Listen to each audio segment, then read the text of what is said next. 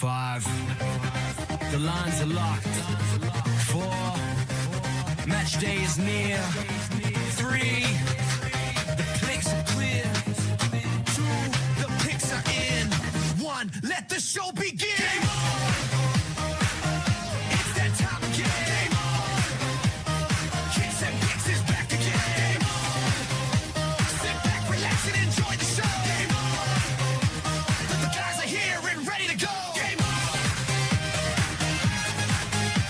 Game on. Game on. Game on. The guys are here and ready to go.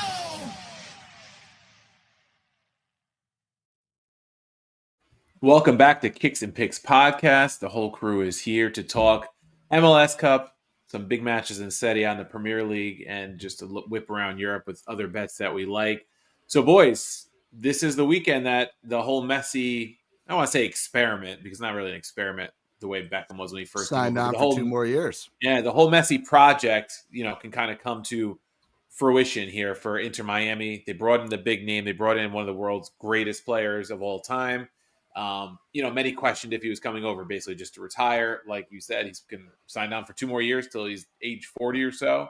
And here he is, chance to lift the MLS Cup. Last year, disappointment, right? I think did they win the Supporters Shield last year and then crash out first round? Yeah. I think they set the record for most points in the season last year. Yeah.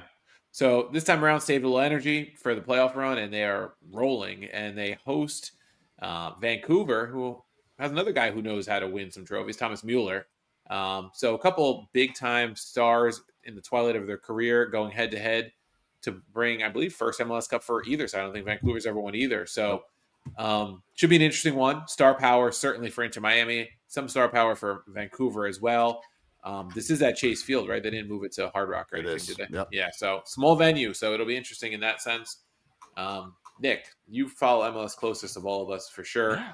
So the thing that jumped out at me was when I looked at the lines just now, Inter Miami is minus 135 on the money line. I know Vancouver's good, but very playable number on Messi. Yeah. Let me get all the bullshit out of the way first, so then I could try to talk intelligently and as unbiased as I can. So I have been rooting for Inter Miami. I live down here. The stadium's like 15 minutes from where I live. So obviously, with the addition of Messi, it's been fun to see. I think the community as a whole is into the team, like much more than when we used to go to like Red Bulls games, coach. We were 4 fans out of like 5,000, right? So to see a team really just kind of a fan base get behind a team, whatever people on the outside may think, I think it's cool and it's good. Inter was upset at what happened last year. You mentioned it, and you could clearly.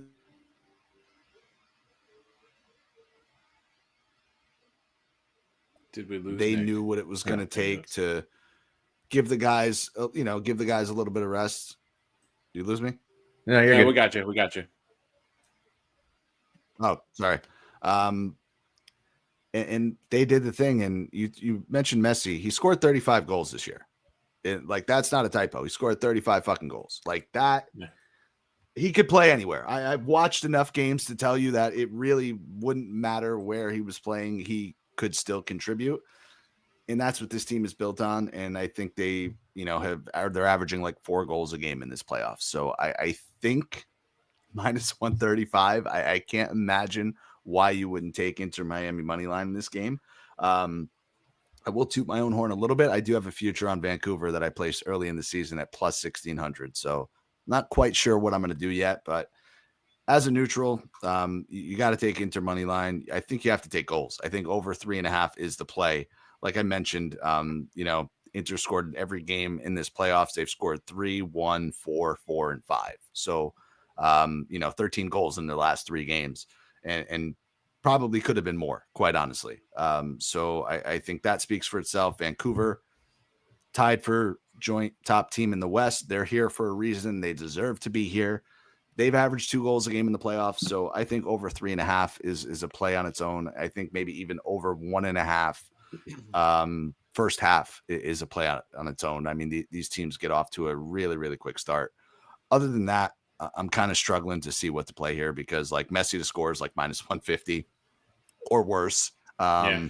The next best odds are Allende for Inter Miami. He leads the MLS in goals in the playoffs, but he's only +150. So that's a tough one. The other guy I would say is Matteo Salvetti, who is like a 19-year-old kid from Argentina. They signed him in the summer transfer window, and he's essentially put Suarez on the bench. He's been fucking fantastic. He's +300 score. So that's a decent shout, but I think there's goals in this one. I'd really be surprised if we saw a 1-1, 1-0, 2-0 game. Yeah, I mean, Salvetti at +300, certainly there's value. Scored in the last 2 playoff games against both NYC and Cincinnati. So that's probably the value play if you're looking for a goal scorer. Just to back up with stats, some of the things you were talking about, right? Over 2.5 for Miami, 9 out of 9. For Vancouver, it's 8 out of 9. So going to 3.5 is not out of the realm possibility. Good shout, Johnny. The assist, because Messi has been an assist machine as well in the playoffs, +165. So there's some value there. Vancouver matches both teams to score 9 out of 10. Miami, when you talk about first half, first to score in 7 out of 8, first half winner in 4 out of 5. So there's some things to back up fast starts. I think the win though is probably where I might go if it stays in that -135 range. I think there's too much value there, and value being a relative term with how they played. But yeah, I think the Messi assist one is one I might play as well that John threw out there because I like that a lot. He's the creative force. He scores plenty, but he also, when you look at their box scores, I think there was the one playoff game he had like 4 assists on all. Someone will have to check me. I think he's assisted in every playoff game. Yeah, I'll maybe 4 out of 5. Like he's not just. So scoring. He's assisted in 4 straight. The only one he didn't assist in was the opener against Nashville, where he scored but didn't assist. Okay, thank you. Actually, one of those matches was in the Argentina friendly. So 3 straight playoff games. He had a goal and 3 assists against Cincy. Very good team there. He had 2 assists and 2 goals and assists against Nashville in the second leg. He's contributed in every match. Assist against NYC, goal in the first match against Nashville. So he's turned it on. I know it's not the greatest number for a guy to score a brace, but he's like +2 something to score a brace. I don't think that's out of the realm of possibility either with him because cup final, right? We know he's probably the most decorated player of all time in terms of trophies. No doubt. So yeah, I think it should be an interesting game. Like you said, Vancouver's no slouches. I don't think they're going to roll over for Miami, but I think there's just too much firepower there. Yep. Agree. And like, listen, Brian White's the guy for Vancouver. He's been very good. I think he cooled off a little bit towards the end of the year, but he's only +170 to score. So like, that's not even that interesting to me, in a final game for somebody who's probably never been in that position. Yeah. If he was +220, +230, I'd be a little more interested. But I think player props are tough in this one. I think Johnny gave out maybe one of the better ones for sure. What to keep an eye on would be Mueller because he takes the penalty kicks. He scored PKs in back-to-back games against Dallas. Not saying they're going to draw a penalty, but to have him on your radar, he's +260 here on DraftKings. Would also be a candidate for Vancouver, but it's not. I don't think it's something I'm going to ride because I just think that this is Miami's match to lose. Yeah.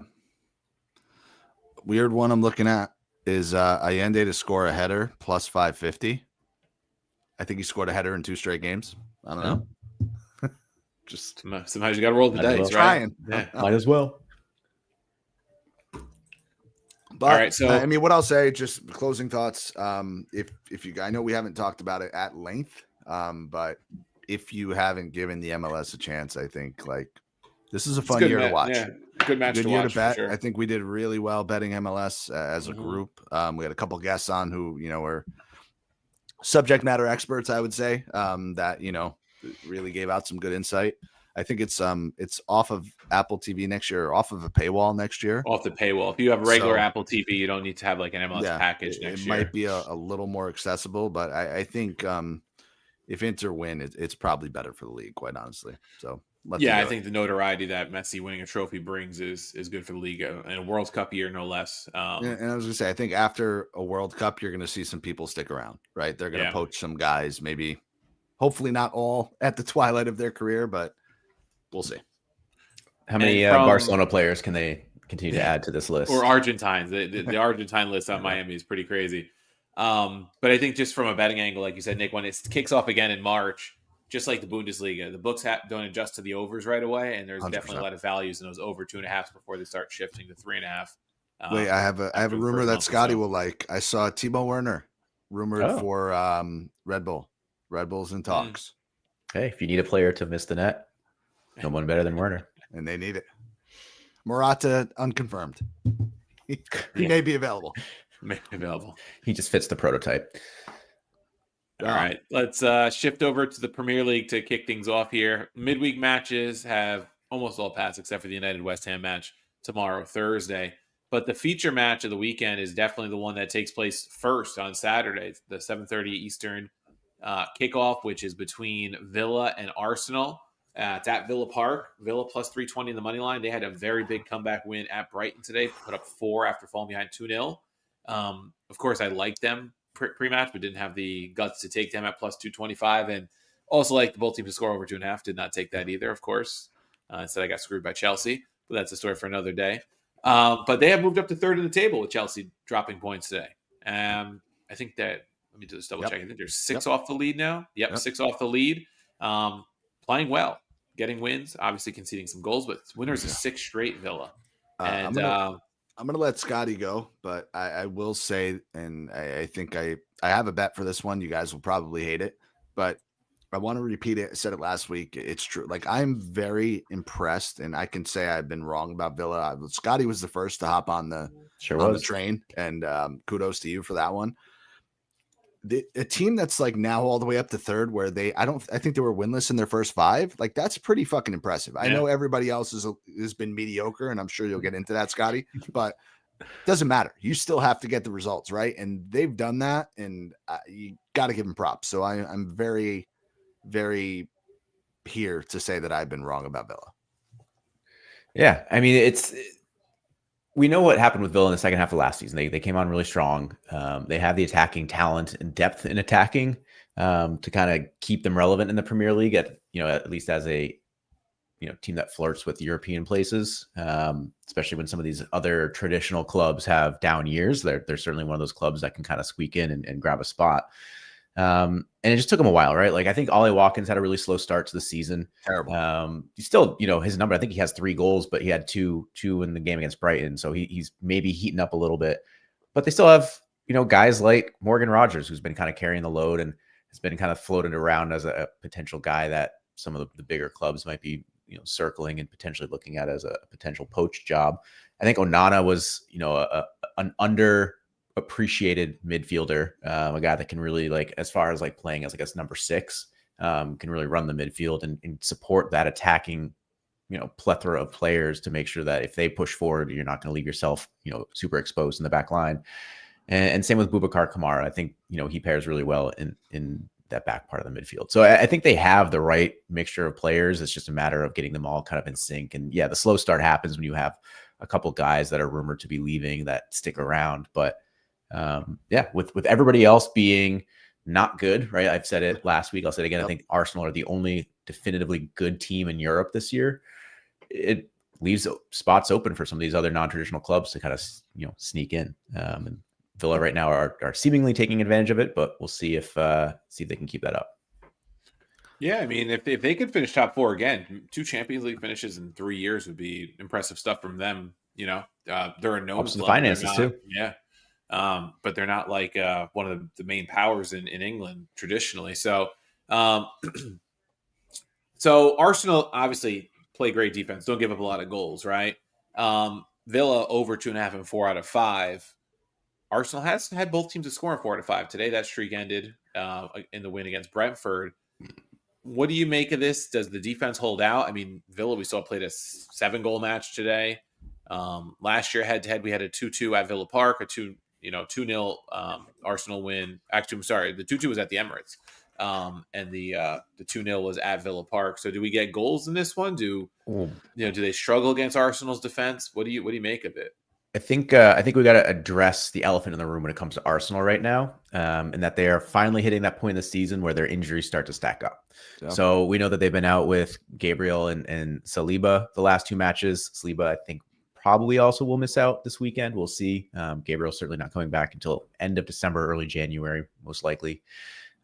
We saw Mosquera, who came in to fill in that center back void, got carted or it left the match today with an injury. And then perhaps most concerning is their midfield phenomenon, Declan Rice, had a calf issue. Now, calf issues can range in variety of it's just a cramp, it's not a big issue, we're just gonna be protective, to okay, this dude's got a pretty significant calf strain and we don't want this leading to like an Achilles problem. Yeah. So I don't really know what the deal with Declan Rice can be. I'd be surprised to see him play this weekend, considering all the fixtures that happen in December. We know what happens in the holiday period. There's still Champions League matches that have to come through. So I Declan Rice is gonna have to get rested at some point. It's tough to do it against a team that's as hot as Villa, but you have to have a bigger picture, perspective here if you're Arteta, and realize that you really need to have these guys available for as many Premier League matches as possible if you're going to win the title this year, and risking him in this match might prove detrimental in January and February. And so it might just be better served to let him rest this one and see if you can't get it done without him. I agree with that. I want to know who's bold enough to take Villa in this game, because I want to be your friend if that's the case. I'm kind of with you, Coach. I was trying to look up the stats to see what was what, and 7 out of the last 11 games between these teams, one of the teams has not scored. So there's been goals in the fixtures, but both teams haven't always scored. That said, I do like both teams to score, right? I'm more so a believer in what I'm watching than what previous history tells me and what the stats tell me. Both teams to score is -120. I kind of like it. Over 2.5 is +105. I kind of like it. Aston Villa team total over 1.5 is +250. No. And I've been on this for the past 3 weeks, and I am going up 2.5 maybe. I am going to take a team total against Arsenal until it hits. It has not hit, I don't think, this season. I want to see it hit. Bayern Munich let me down in the Champions League. Villa to score 2. I'm going to take a little stab at that +250 number, but I do like goals in this game. And I would love to see Villa win. If Villa can win, that little bit of doubt creeps into Arsenal, only 3 points ahead. That's what I'm rooting for. Turns into a title race a little bit, right? I'm not necessarily betting on it, but that's what I'm rooting for. So if somebody's betting on it, let me know. Yeah, we talked about City's issues last week, right? And we don't think they can hang with Arsenal. And I don't know if Villa can either, but if you get a win here and you cut it to 3 and City also gets a win and they cut it to 2, it does create that little bit of doubt in the Gunners' minds, especially a team that hasn't won a trophy in a long time, a Premier League trophy, right? And it just makes it more interesting from our perspective as bettors, as fans, as viewers, right? For the league as a whole, right? Because you look across at Italy, which we also cover thoroughly, and it's a title race every year to some extent. Yeah. And this year it's 4 teams within 2 points of each other. It'd be good if the Premier League can get that back, right? Mm-hmm. Get a race. Arsenal a couple of years ago hung with City for 3/4 of the season or so. And, it just makes it more interesting. The weird thing about the Premier League is like they can never have their top clubs seemingly since. Yeah, it's they rotate pretty evenly, right? And even when Chelsea's not winning the Premier League, they're winning Champions League, right? Yep. Even when Spurs and United are battling it out in the relegation zone, they're competing for the Europa title, right? Like it's a weird thing where like even they just can't seem to get these teams to all function at a high level at the same time. Yeah. But there still is a weird amount of parity in terms of like who you're seeing win the title and finish in the top 4. Like we talked about Villa, obviously done a couple of years ago, in position to do it now. But Nick, I will do my best to talk you into Aston Villa. Go ahead. Boy, Tim is on double chance. He's on the bus. Yeah, it's -110 double chance. They're at home. We just talked about the walking wounded that are Arsenal right now. Mikel Merino was still starting today as a striker, scored, still starting, only goal that they had against Brentford.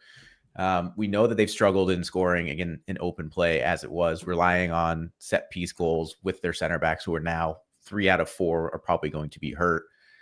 And Villa has the offensive firepower to potentially get 1 or, like you said, maybe 2 goals.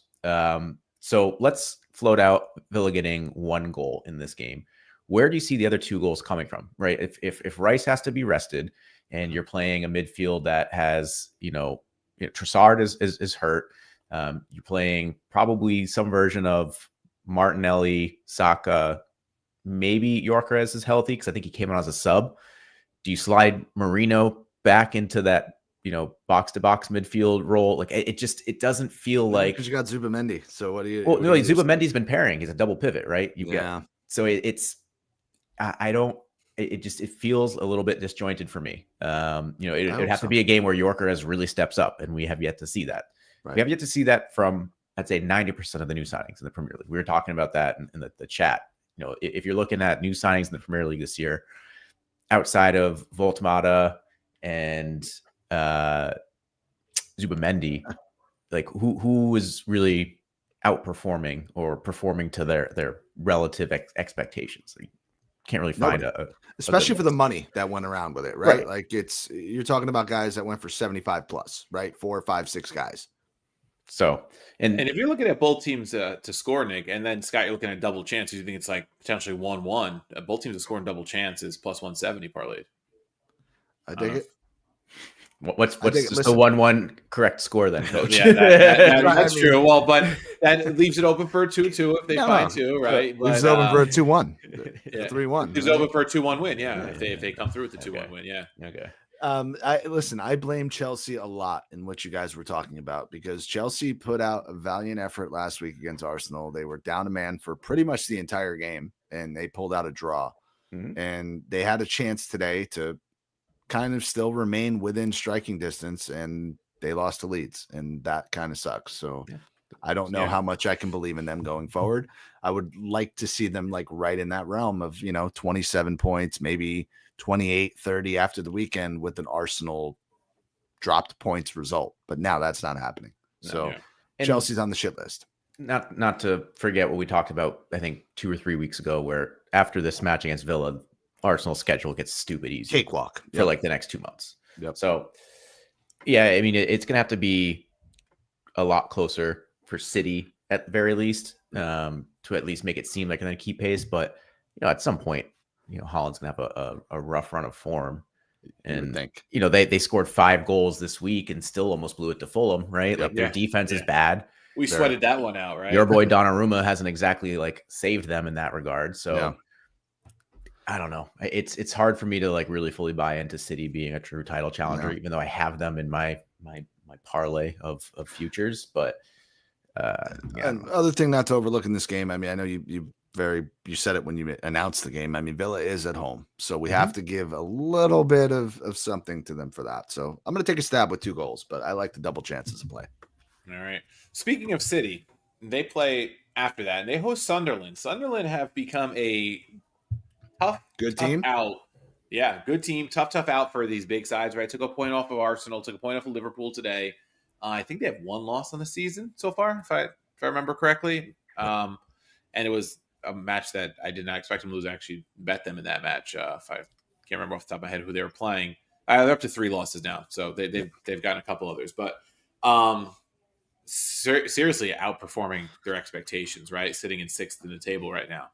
And they have players like Granit Xhaka, we were talking off the air, that aren't afraid of big clubs in England, right? Which is probably why they're able to pull out some of these results. How do you feel about them going to the Etihad, say getting plus a goal and 3/4 at -120, or getting 2 goals at -150? Yeah, so I'm going to jump right to the comments here. It's him again. Sunderland gets the +2. Are we playing them? Scotty and I spoke about that before you hopped on, Coach, that I'm really close to playing it as is. They're -145 +2. What decent parlay number too, even if you get -150, right? If you like the bet. I do kind of like it because City's defense hasn't been there. And if I'm looking at a +2, I don't know that there's a game that Sunderland doesn't cover that. I think it would have been a push against United. They've only conceded 14. It would have been a push against Burnley. And every other game, they don't lose a +2 any game this season. They push 2 and they win the rest. So what tells me that they don't have the belief that they can go into this game and keep it close and get something out of it? Yeah, it was always the Fulham match that they screwed me, the 1-0 loss. And that was a 1-0 loss, right? So speaks to your point. I might just play it. City's defense, by the way, we talk about how bad it is. 4 straight games where they've conceded 2 goals or more. Yeah. Sunderland to score is -125. All day. Yeah. Absolutely. That might be the play right there. Then it doesn't matter how many City score as long as they get one themselves. Yeah. I don't hate it. They got one today, right? Sure Against did. Liverpool. I mean, Scored on Arsenal. and I'm not saying this doesn't happen because it does, but I mean, both teams to score is even money. So if you believe they score, then you probably go with that Do you because think City are they scores really also? shutting out? Yeah. Fine. Both teams. Yeah. All right. Yeah, so you go dig a little deeper, right? And there you go. but it's possible. I've been on the other side of that, right? Where the Sunderland get another 1-0 win on the road.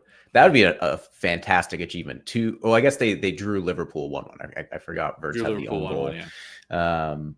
Arsenal was 2-2. Oh, so Nick, you're talking about team totals hitting against Arsenal. It did hit for Sunderland. there you go. Yeah, in the 94th minute, they got that 94th minute. So you mean to tell me Villa can't score too? Come on, guys. When do they finally play Newcastle? When do we get the derby?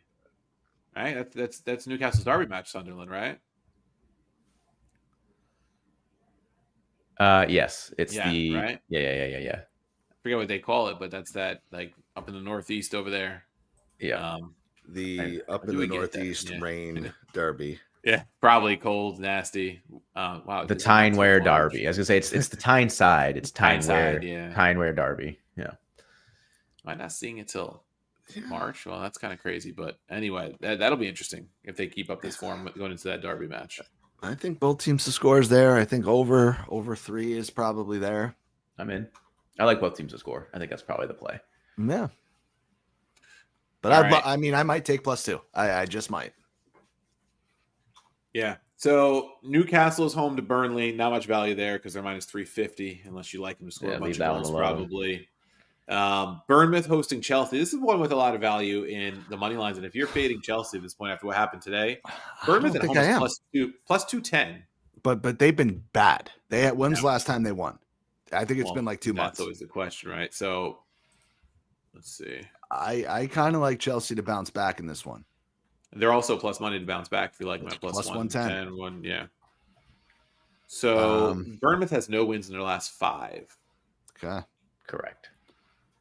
And they beat Fulham. 4 of those are stinks. losses. Yeah. Okay, they beat Fulham, who stinks. And then before that, they drew Leeds and drew Newcastle. So what leads me to believe they're going to beat Chelsea? Nothing. I think this is a classic Chelsea bounce back game. I think so too. You get smoked. Them, right? Get smoked by Leeds. You got to bounce back. Plus 115 on the money line. I feel like it's a very good bet. And I'm kind of there. Semenyo, by the way, kind of been not great in the last month. Yeah. So without him, Evan Nielsen, I don't know if he was rested in the first half in the game yesterday or what, but without those two guys playing well, their offense is terrible. And Chelsea are going to score goals. So, yeah, a couple other interesting ones in the 10 a.m. time slot on Saturday. Spurs hosting Brentford, plus money on both sides of that. God, both teams are so bad. Like, how do you? I wouldn't even know where to start the handicap. How do you not take Tottenham at plus at home? But God, both teams stink.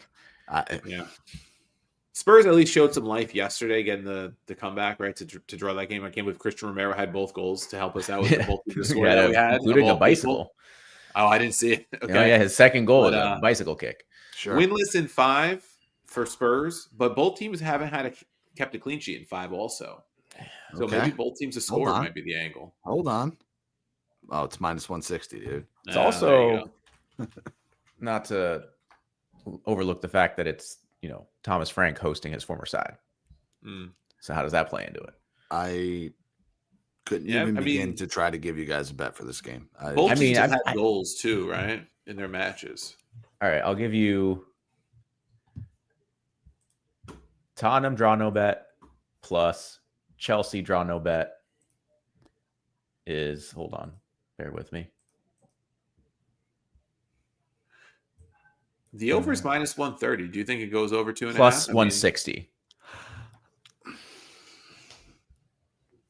How do we plus 160? Draw no bet. You get the draw action. Protection. Not bad. Okay. Sorry, go ahead, Coach. No, I was just going to say both teams to score or both teams to score over 2.5 is even money. Both teams have been consistently over teams, especially Spurs of late. Could be an angle. What about Everton Forest. Anything you the like stat there? for us, man. The Somehow number both- stinks, but I like the under 2.5 in that game. It's minus 140, but I mean, there's no way the over hits in this game. Yeah, it's Everton at home. under No game. way. I mean, Forest was lucky to get one today, right? Against who was it? Burnley. They got one called back by VAR, and then they finally got one to win. Yeah, no chance.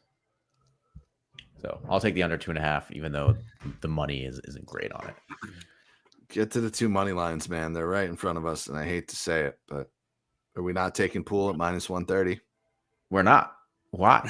We just went over why they're not good, and we just talked about how Leeds dominated Chelsea 3-1. And the Liverpool aren't good. It's not like a crazy like coincidence. It's just the way that they are designed to play is just bad. They slowly work the other team into a low block so that there's no space for them to work through the middle. And the players that would be working through the middle are Van Dijk and Konate and Gravenberch, while you leave Isak, sometimes Verts, and usually McAllister isolated in this mess of defensive. So there's just they're not going to score multiple goals in this. So no, we are not taking minus 125 money line for Liverpool. It's just a bad bet. You like Leeds double chance? Sure do. At home. Both- Can you get them? Can you get them +1?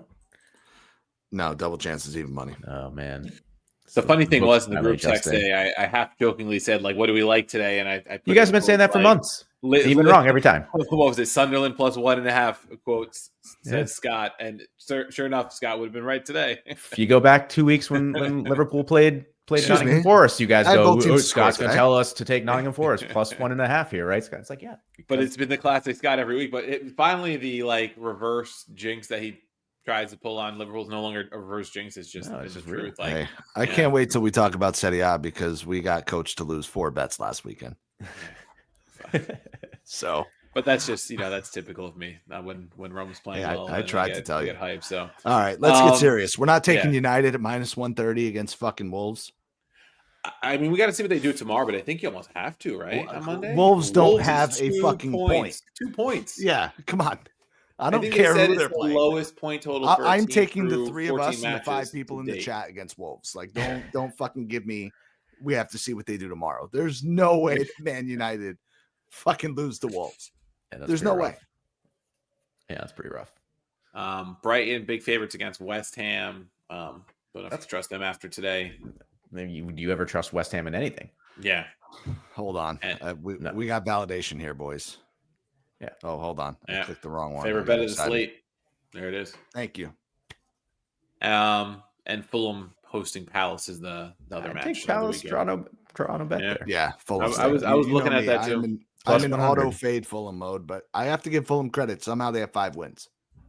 I mean, they can Yeah. score when they need to. They can score, but other than that, it's I mean, Palace is sneaky sitting. If it weren't for Villa, right, they'd be sneaking in the top 4. Yep. Yeah. So why are we not taking them? Draw no bet. Yeah. No, they're back on track. They went through that little rough patch, last month, but they figured it out. Yeah. All right, let's jump over to the peninsula. Let's go to Italy. We'll start with the big match, which is on Sunday afternoon. It is Napoli hosting Juventus. Napoli coming off the big win against my Roma last week. A little bit controversial on the actual goal, but they did outplay Roma. I will admit they outplayed them, but I thought there was a foul in the build-up. I thought that was All poor ball. on. No, that was poor on the referee. The VAR room apparently was quoted as saying that's a foul, and then the referee talked his way through why justifying his call. Apparently, I mean, But let anyway. me honestly say, like, it's something that's not new. It's something I think we've been saying for a few. Like, refereeing in Italy is atrocious across the board. there's no zero- consistency. That's what Zero it is. consistency from Yes. week to week, from team to team, from game to game. Yes. I'm not disputing that. That said, I don't think that call was wrong. Yeah, I mean, I see it through. But I'm not different going to say the tinted referee had a glasses, good but- performance. Yeah. But anyway, Napoli did get the win. Important win for them in the defense of their title. Kind of Escape job today in the cup. Oh, did they? I A forgot. I didn't realize they 9-8 played. penalty kick win against Cagliari. I don't understand how I looked at because I didn't realize there was even Copa today because Roma doesn't play their Copa match in the same round until January, so I don't know how that makes sense. But it's Italy, so this one though, Juve with Spalletti in charge, 3 wins on the trot. Napoli 4 in a row. And Spalletti returning to Naples with his Napoli Scudetto tattoo on his arm, now coaching the team that they probably hate the most in Juventus. I mean, pretty much everybody in Italy outside of like the Milan clubs who have like a city rival and the Rome clubs who have a city rival probably hate Juve more than anybody, right? So he comes with the Bianconeri trying to turn their fortunes around against a team that he won the Scudetto with. So I'm curious to see the reception he gets because I'm sure there's still some love for him, but in this sense, I'm sure they feel a little bit betrayed. It'll be interesting. What do you make of it, Nick? First of all, to that point, like Italy is the only ass backwards, dumbest Don't fan celebrate base a goal when you league score. on the planet of like a player or Put a your hands up coach when you score coaches a you goal. once or plays for you once and has to be like Loyal forever. blood brother to you Yeah. for the rest of their lives. Like that's the dumbest Yeah. shit ever. First of all, Unless it's like a Totti who's born and raised in the city, or like a Del Piero who went with the club forever. Even Like, so, man, it's like, 2025. People are going for 125 million euros. Like Yeah. it's a business, right? Yeah. Let's get that bullshit out of the way. Juve were scrambling, and they are scrambling. Yeah. They're in 7th place, right? They're not exactly doing a lot right. I don't like Spalletti. I am not a fan of his work over his career. I think he's had one good season. Other than that, he's underperformed. They got what they can get. I'll say he Don't did have flex a the couple. second place trophy that Roma he No, got but with Roma. the year he finished second with Roma during his second stint, Juve had a historic season. It would have been a Scudetto win most years. But I'm just saying, like he Congrats. does good work from time to time. He does. But Okay. I know that the Italy stint definitely soured his reputation. We're looking at a Juve team. Vlahovic is now out for months, who wasn't playing well to begin with. Yeah. Openda, they signed Openda. He stinks. Right? Jonathan David, I think, has only scored against Udinese and Pisa. Yeah. So they're not doing a lot right. And I don't necessarily believe in them, right? I think I don't know. They're fighting with Como and Bologna. Yeah. I think that's their level, quite honestly. I really, truly do. Napoli has turned my opinion on them. They've been actually fantastic over the last month. I think they had that one loss to Milan, was it? Who'd they lose that game to? I think it was Milan. Right? And which we called Milan. that. So that wasn't Bologna. exactly a shocker. Or Bologna. Thank you. Bologna. I'm sorry. Lost to Bologna. Napoli at home. The odds kind of just tell that, right? Plus 135. I think it's fair. I think it's correct. I'm going to hit you with the grossest number you've ever seen. Under 2.5 goals is minus 190. I was just looking for the number because that's where I was leaning. It is disgusting. But this yeah, could be a 1-0 exact scoreline. I really kind of think it's that way. Yeah. I wish they got a lot of guys out too. That who's scoring their goals? McTominay is scoring their goals. I don't know, like Neres. Neres has been on a tear the last couple Yeah. games, 100%. So neither team really has a striker, is what I was trying to say. Eduardo's making a good point here. Gatti's out. Juve's defense is in shambles.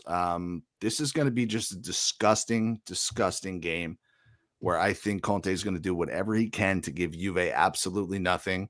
If he can replicate what he did against Roma last week, that's the blueprint, because Juve's pretty much Roma, just with a little bit like worse talent, right? Like I think they're, is that fair to say? I think they're a worse Roma on a player for player basis. Juve? Yeah. I mean, the way they've performed so far, yeah, right? And player for player, who do you have on Juve that's more who's starting over a Roma player on Juve right now? Let's see. I'll look at their probable formation here of what they have going. I'm not starting Di Gregorio over Svilar. Okay. I'm not starting Kalulu or Lloyd Kelly over Indica or Mancini. Okay. Yildiz is good, but yes, I think okay, that's maybe he does, right? I'm not starting. And this is with Roma having no striker right now, right? Jonathan David, I'd rather play false nine look with Dybala than do that. Kone's better, I think, than their midfielders, right? Cambiaso. That's one guy I could say maybe because Salik has been good, and I'm starting Wesley over Kostic any day. Okay. So yeah. So what leads you to believe Juve could win this game against Napoli? If the Napoli just do exactly what they did last week at home, don't you think they have the chance to win this game?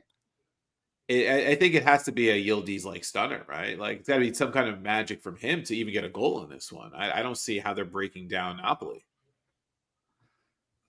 I don't either.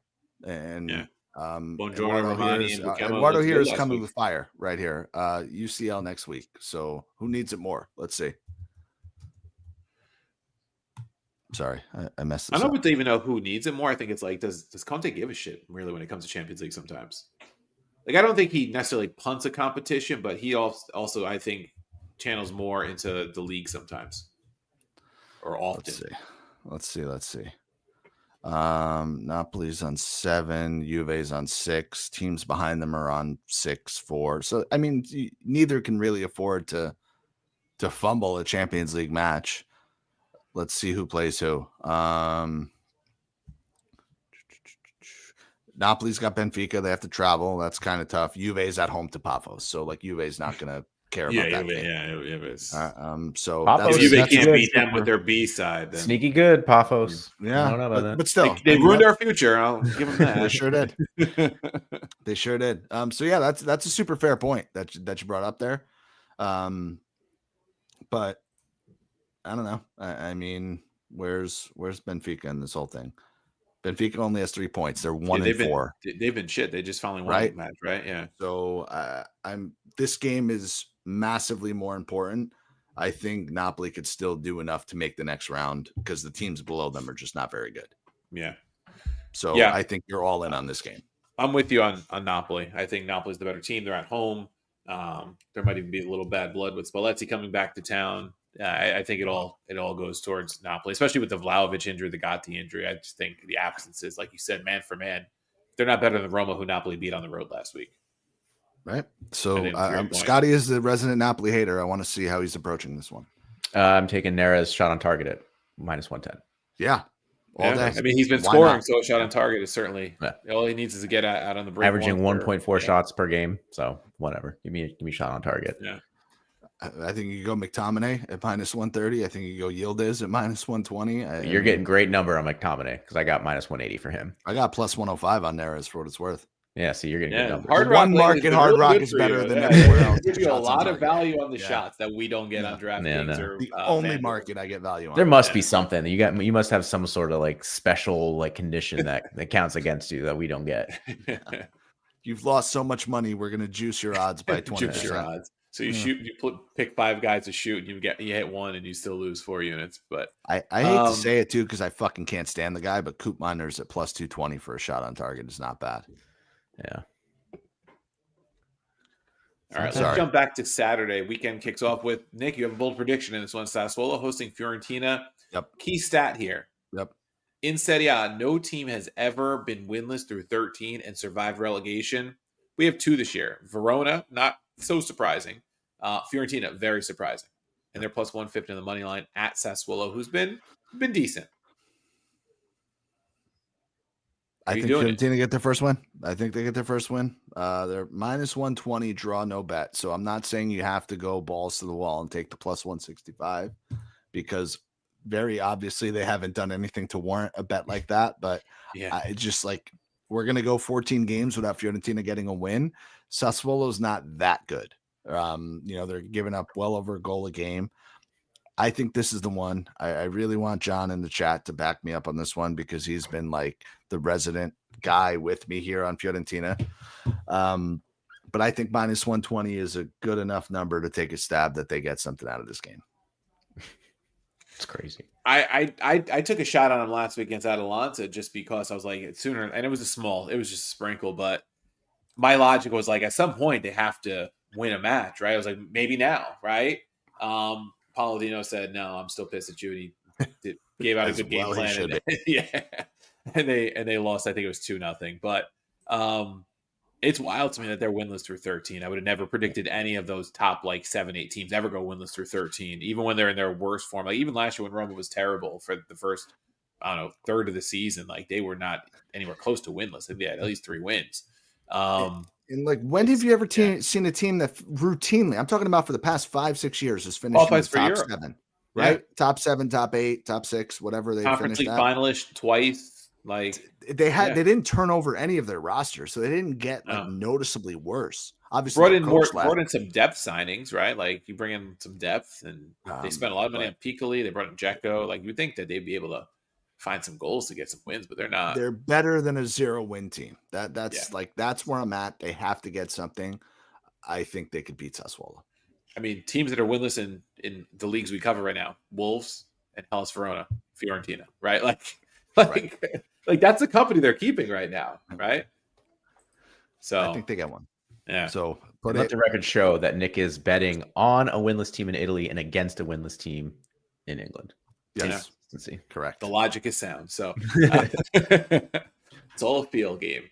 All right, Inter hosting Como. So Como, you said, hanging around there with the Bolognas and Juves of the world. They have been a tough out for everybody that they play pretty much. They're plus 500 at Inter, who's got Champions League next week as well. I don't know who they play. I have to double check. I got it here. Give me a second. It was somebody not very good. No, it's Liverpool. Well, I guess they're not very good. Not very good. Said, it was somebody not very good. No. But yeah, they're hosting Liverpool in the midweek. So 2 home matches back to back. But Como's been tricky. And Como seems to play up to these big teams. Yeah. Como's been tricky is an understatement. When was the last time you guys think Como has lost a game? Give me a month. October. Give me a month. October. Probably September. August 30th. Yeah, no losses in 12. Yeah. +1 is -105. I'll take that. That's kind of where I was at, man. And I am the resident Como hater. You guys know that. They have impressed me. They're not giving up any fucking goals. 0-0 against Napoli in Naples. 1-1 against Atalanta in Bergamo. 2-0 win at home against Juve in that stretch. Yeah. So it's been impressive stuff. I think they keep it close. I really do. I think at worst they lose by a goal. I like Como +1. I really I do. I hate to say it because Inter had a hard time scoring last week, right? It took them about how long to score last week? About 60, 70 minutes? Yeah. Well, they scored 5 against Venezia, so Venezia's dead 8 now. So I do have some bad news about this game. I need you guys to sit down. Oh, hold on. Let me stand up to sit. Okay. The books have finally caught on to our Hakan wager. He is now just a mere +115 to have a shot on target. Still a plus number, but no longer in the +170, +185 range that we've been living in for the last 2 months. Let's do a quick hard rock check. Did it hit last week? Sure did. You missed the penalty. Did it again? Right? That was last week? Or it was 2 weeks ago? I don't know. It all blends into each other. Yeah. No, when was the Derby? Derby was 2 weeks ago. I'm sorry. 2 weeks ago. I don't know if it did last week or not. That was the first thing I went to. I went and looked as a Como. Let's see what the +1 is. Okay. And then I said, let's see what Hakan's number is. All right. Do you want to feel better? It's only +110 on Hard Rock. Oh, dude. Man. No value for RIP. Pour one out. Here we go. Yeah. Pour one out. Yeah, listen, this also could be an over game. Quite honestly, I think -130 over 2.5. If we're betting on Como to win, they got to get at least a goal. They probably need 2, which would go kind of against how they've played, right? They don't concede a lot, so they've impressed me. I hate to say it. I don't like to be wrong, and I wanted to be a super hater of Fabregas and his project, but the 7 allowed is tied with Roma for the fewest allowed in the league. Yeah. If it makes you feel better, Lazio's only given up 10 goals. So I don't know exactly what that says about all these defensive stats you're throwing at me. Yeah, Inter's conceded 13, but they've scored 28. So that's 1 a game. Yeah, they conceded a goal a game. What's Como to get a goal? No, they get a goal. That's got to be like -200. I mean, both teams to score is -115. Yeah, -170 for Como to score. -170, yeah. All right. Yeah, so +1 it is. Yeah, that's the one. Verona hosting Atalanta. I wish Atalanta was a slightly better number. They're -150. -140 all day.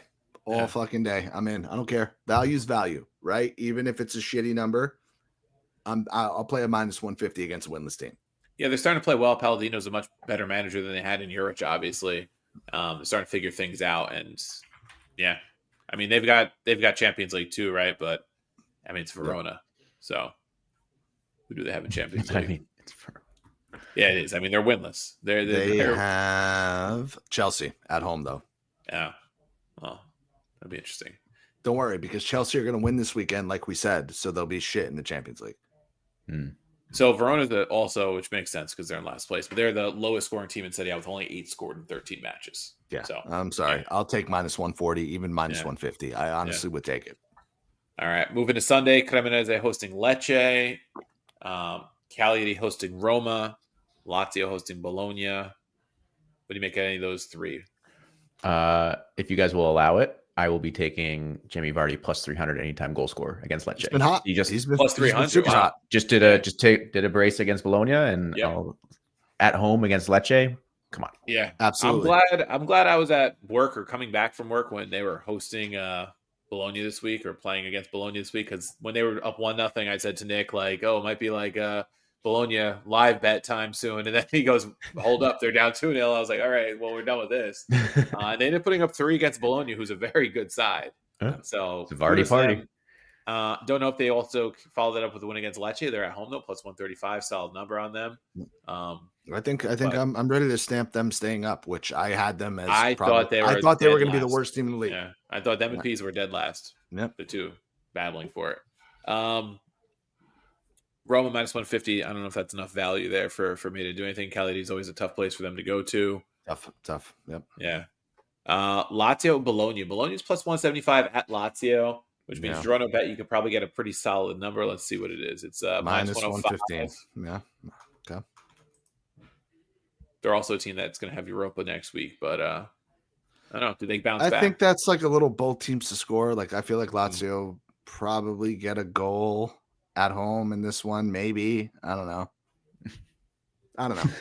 Yeah. I don't know. Like it's that one game where like they'll pull something out, even though they played like shit for the past month and a half, and they'll like fuck a bet if we take Bologna. Yeah. It's one of those games where it's like weirdly, it's just like the both teams to score feels like the right number. It's minus 130. It's not great, but it's just normally I only look at that if I think they will score, and this one's like no, somebody's getting shut out. I mean, Orsolini at plus 260 is still like if you're giving me plus 250 or better, I'm kind of interested. But yeah. All right, and then weirdly, there's 3 Monday matches in Serie A this week. Usually get 1, sometimes 2. They get 3 for some reason throughout the whole day. So I don't know if it's some kind of public holiday in Italy because one of them is at 3:00 in the afternoon local time. Pisa hosting Parma, Udinese hosting Genoa, and Torino hosting Milan. Milan at minus 135, very appealing right there, I think. So it's like it's one of those lines that makes absolutely no sense because let's see, 1, 2, 3, 4, 5. Torino haven't won in 5 games. They haven't looked particularly good at all outside of maybe their win against Roma this year as a standout. And Milan are top of the table. Why are they minus 125? That doesn't make any fucking sense. They always struggle against Torino, and these guys in the chat can check me. I feel like Torino always gives them a tough game, but you guys know my rule. League leaders, playable number. I don't know. Like, why am I not taking Milan in this game? Yeah. Yeah, I mean, logic says take Milan. And don't forget, Nick, Torino did beat Napoli too. Don't just pile it all on Roma, okay? Yeah. It's one of their 3 wins in 13 games is like nothing fucking special. No, 3 and 13 is Roma, Napoli, and Genoa. So but yeah, I mean it makes sense. I think but I think a Milan team total is good in this one. Minus 110. Yeah, I don't mind it. Kind of where I'm at. So, because you asked, Coach, December 8th is the Feast of the Immaculate Conception, that's public holiday. Okay, there you go. Further information, Pope Pius IX is the Pope that declared that the day that we celebrate. Okay. And he was from Pisa. So I'll be taking Pisa money line plus 135. Oh, I was wondering where you're going. That was Pope Pius and all this other stuff. See? All right. Absolutely. Okay. Informative. All right, there we go. Yeah. I mean, they're going to have a Pope on their side. So. And they have the chance to jump Parma in the standings and put them in the relegation zone. That's a fucking slam dunk. Absolutely. All right. I'm in. Let's see. Is there anything else in Europe that we like? Bundesliga. Interesting one. Saturday. Bayern's hosting Stuttgart. Or rather, Stuttgart's hosting Bayern. Stuttgart's plus 425. We know Bayern's had trouble keeping teams out of the back of the net recently. Let's see what we got here for totals in both teams to score. They certainly There have. it is. Even they gave up 2 to Union Berlin today, I Yeah. believe. Did that in the In cup? the cup. Yep. I think this is one where you'd have to go probably to the team total for Stuttgart, but their team total is plus 155. Stuttgart has been a solid side. Bayern, you just can't trust their defense right now. No. They end up, they don't lose many matches. Or in fact, they haven't lost in the Bundesliga yet. They have drawn, and they did lose I'd to probably Arsenal take because over 3.5. I Yeah. think the only game of Bayern, the only game that Arsenal Bayern match, hasn't right? had 4 goals Yeah. was the Arsenal match. I'm pretty sure. Yeah, what's the over 3.5 right now? Minus 110. I think that's probably the play. It's safer in case they do run out to like a 3-1 win or something. But I would not be surprised if there's a goal in this match for Stuttgart, at least to put the pressure and probably push it to 4. Nope. That's it. Yeah. What else we got? Mine stink, and they're hosting Mönchengladbach. Not that Mönchengladbach's great, but they do stink. Augsburg, Leverkusen. I think Leverkusen minus 120 at Augsburg. Leverkusen's been really good. They bounced back from their weekend loss to Dortmund by beating Dortmund in the cup during the week. Augsburg sitting down there at 14th with 27 goals conceded in 12 matches. Absolutely. When Leverkusen's got 28 scored in 12, they've been really hot scoring goals. Team So total, I like man. that. Team total. Yeah. Oh no, it's minus 145. Never mind. So I would go money line Leverkusen there. No. That's a play I like. Freiburg at Heidenheim. Yep. Another interesting one there. I think Freiburg, they're solid. They're a mid-table team, but Heidenheim is pretty bad sitting down there in the relegation playoff zone. Minus 105 is a solid number on Freiburg. Minus 110 team total. Yeah. Could be the team total, might be the safer play in case they concede a couple. Yeah, don't mind that. Can we play a quick game of the different league? Sure. Oh, yes. Without looking, who do you guys think is the top of the table at Ligue 1 right now? It's Marseille, isn't it? Oh, no. It's it Lens, right? Yeah, Lens. Yeah. No way. Yeah. Got that. 31 points. 10 Respect. wins, 1 draw, 3 losses. Look at them go. Thanks to PSG dropping points last weekend and Lens picking up the win. They hopped them. Yeah. Love it. Wow, there's a lot of money lines that I really like in the Bundesliga this week. I mean, Cologne hosting St. Pauli at minus 110 is a solid play. And you guys don't see it. I mean, we've gave out a lot of winners the last couple of weeks, but you guys don't realize that Coach Steve will text us first thing Saturday morning. Like Scott and I aren't even awake yet, and Coach I'm Steve up with a 3-year-old. he has already rifled off 6 Bundesliga plays that he likes. Yeah. And quite a few of them are like come through for me. So Most of them do. Yeah, I think you had one bad weekend out of the last month or so. I got to look at like deeper at like totals and stuff in some of these matches, but this is just kind of shooting from the hip when I'm looking at Bundesliga sometimes. And money lines with teams that are clearly better than others are very solid this week. I think that's what I'm seeing. Always. Dortmund is minus 175. There was definitely a good game in La Liga. Let me look, because I looked at it quickly and we started talking and I completely forgot.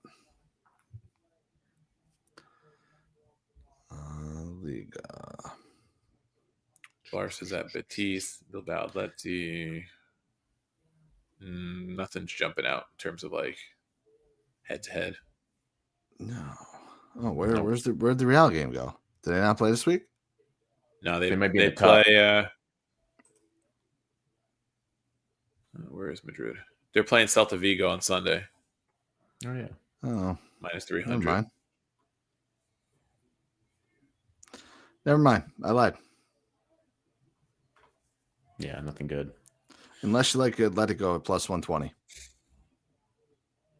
I don't. Yeah. At Bilbao. Bilbao sometimes tough to play away. Brutal. Yeah, then never There mind. might be one in France. I gotta look at this. Hold on. Do you like Lens? That's minus. I mean, they're minus 150. That was why I didn't say anything about that. The real interesting game is the one at the end of the week between Metz and Auxerre. It's the two teams at the bottom of the table. Oh, both have a plus number. Someone's going to win. Loser goes home. It's going to be great. Oh, I love it. Who's at home? I was looking at Nice, but Angers is right behind him in the table. It's not really bad as I thought. I think Metz is at home, right? Oh, yeah. All right.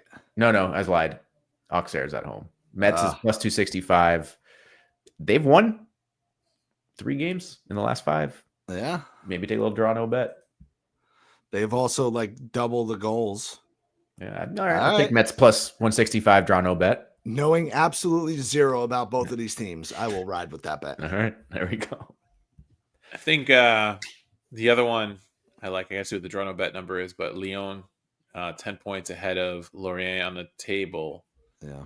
Honestly, They are- Monaco plus 110. Dude, minus Monaco 160 on the draw no bet. So it'd have to be a parlay piece. I don't know if I Monaco trust is them on the money my line. French Portuguese team, if that makes sense. Like I don't think I've won a Monaco bet in fucking 3 years. Honestly. I truly don't think I've won a bet on them.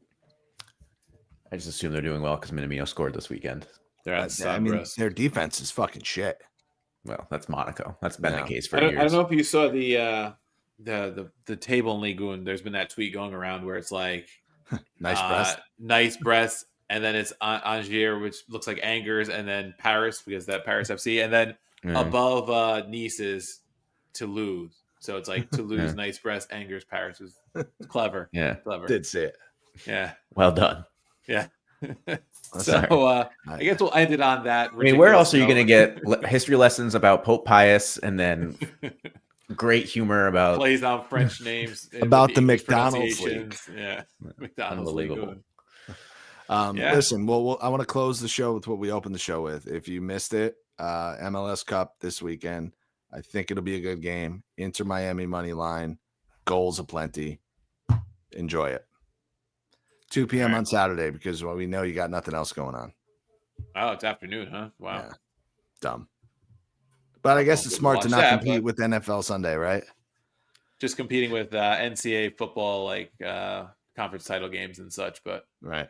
it's over before the SEC kicks off, I guess. So that's smart on their part. So we'll leave it there. Catch you guys next week. Follow us on social media, and we'll thank you for listening. Appreciate it.